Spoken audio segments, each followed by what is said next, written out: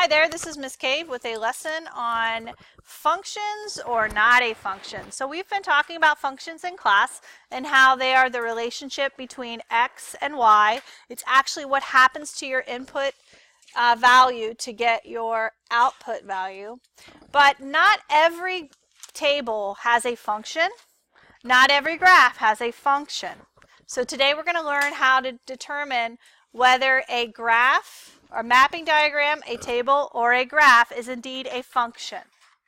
So for functions, we're going to start with our vocabulary. So right here under the flap for function, as we would have it, we're going to write down the following. In order for a relation, which is just an x and y value, or a series of x and y values, to be considered a function,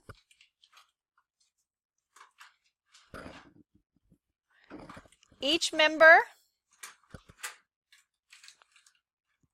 of the domain, and if you guys recall the domain from our vocabulary for our cookie problem, the domain would be what? The x or y values? X.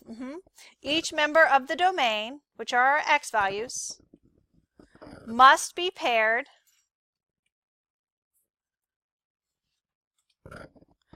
with only one member of the range. Okay, so a good way to remember this is there's no cheating. The x should only be with one y.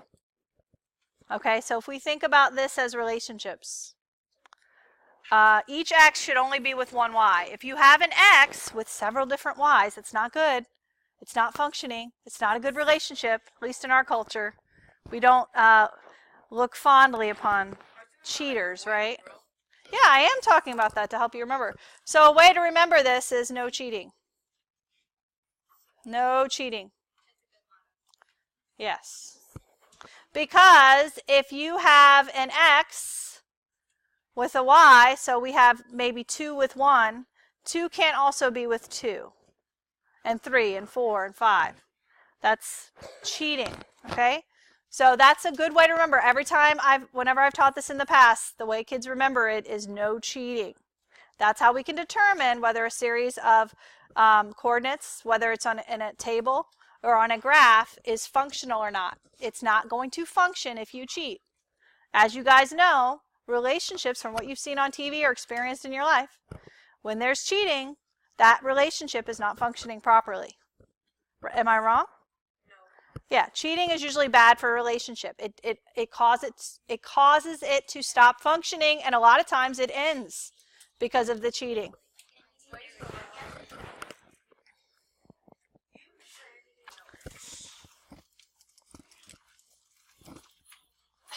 So as we said before, in order for a relation to be considered a function, each member of the domain, x, must be paired with only one. So let's underline only one member of the range. So we're going to look examples of functions first, and then we'll look at some non-examples. So this first one, this is a function. So I'm going to give you an example. If 1 goes in, 5 comes out. If 2 goes in, and 10 comes out. If 3 goes in for x and 15 goes out, 4 goes in and 20 goes out, this is a function. This is actually a function because we can see that for every x, there's a different y. No cheating's going on here. For all the x's, there are different y's. So this is a function because every x is paired with a different y. Well, that's sort of like a relationship. Yep. Okay, so we're going to look at what a relation is now that's not a function. So now that you guys have this copied down, we're going to flip over so that we can go back and forth and look at examples and non-examples. So now we've looked at one example that is a function. Over here we're going to talk about something that is not a function. So if something is not a function, it's not a function if a member of the domain, which is our x value,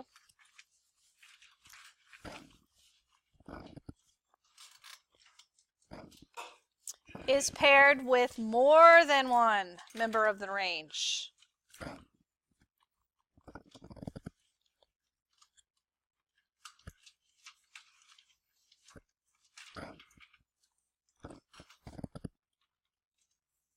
It is still a relation, right? Just like if someone cheats, it's still a relationship. It's just not functional.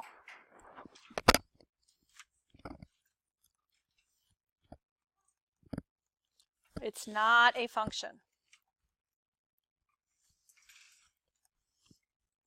And our domain, remember, is x, and our range is our y. So let's look at an example that's not a function. So if I had 2, and 2 goes with 10, so far we just have a pair of coordinates.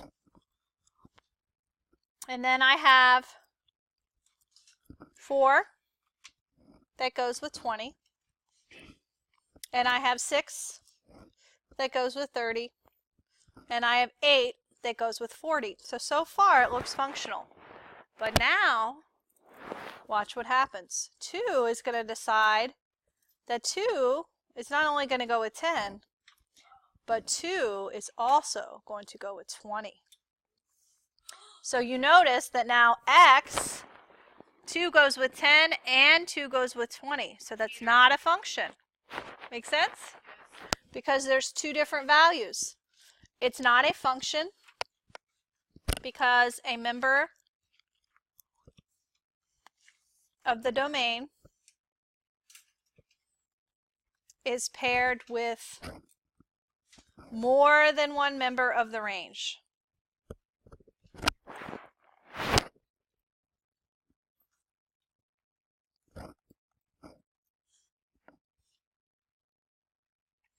And by that, we have 2 goes with 10, and we have 2 going with 20.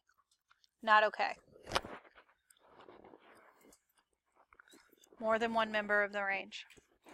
So it's not okay with the x to go with more than one y.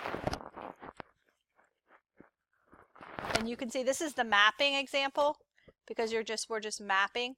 Next, we're going to look at coordinates.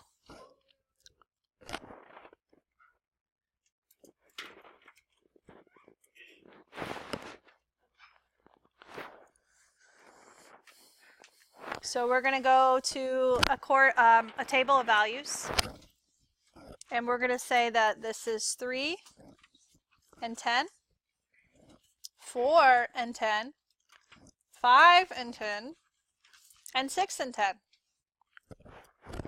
Guess what? This is okay. Because even though the y's are all the same, the x is not cheating. So it's just about the x, not the y. I know it seems a little unfair, right? But the y can cheat, but not the x. Okay? So this is a function because every x is paired with a different y. And then it's okay for y, for values in the range, for range values to repeat. In other words, it's okay for cheating on the other side. I know, it's not really right. Maybe the y what? Maybe the y doesn't know.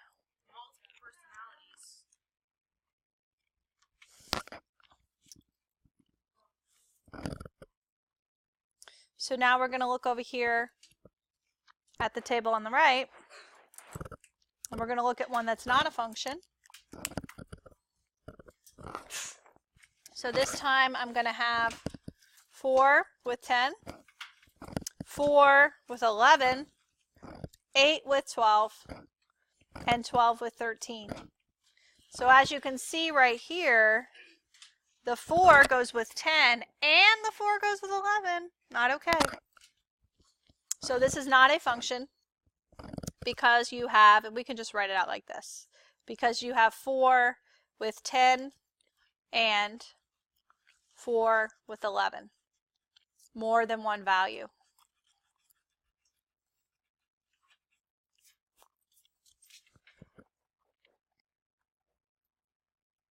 With the same x. Make sense? Yeah, there's just more. We didn't have to write it out again this time. This 4 goes with 10, and this 4 also goes with 11. 4 needs to get his life together, or it's not going to be very functional. It's not functional right now. And think about it. If you were trying to figure out the function rule for 4 to 10, okay, so I'm like, okay, 4 goes in, 10 goes out. That's a plus 6. So the function rule could be a plus 6 or times 2 plus 2.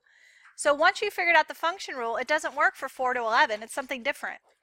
So if I put 4 in, I should expect 10 to come out every time. So now I'm putting 4 in and 11 comes out. It doesn't make sense. It's not functional.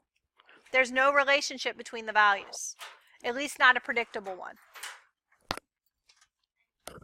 Okay, tomorrow what we're going to do is we're going to look at a couple of examples with graphing. So we're going to talk about functions and how they look on a graph. So that's it for our lesson on functions or not a function.